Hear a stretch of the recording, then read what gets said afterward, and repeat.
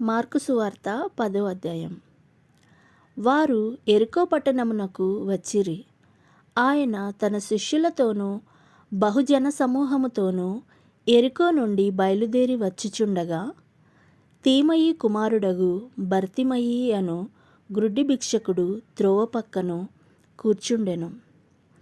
ఈయన నజరేయుడైన యేసు అనివాడు విని, దావీదు కుమారుడా యేసు, నన్ను కరుణింపుము అని కేకలు వేయ మొదలుపెట్టెను. ఊరకుండుమని అనేకులు వానిని గద్దించిరి. కాని వాడు దావీదు కుమారుడా నన్ను కరుణింపుమని మరి ఎక్కువగా కేకలు వేసెను. అప్పుడు యేసు నిలిచి వానిని పిలువుడని చెప్పగా, వారా గుడ్డివానిని పిలిచి, ధైర్యము తెచ్చుకొనుము, ఆయన నిన్ను పిలుచుచున్నాడు, లెమ్మని వానితో చెప్పిరి. అంతటా వాడు బట్టను పారవేసి దిగ్గున లేచి యేసు నొద్దకు వచ్చెను.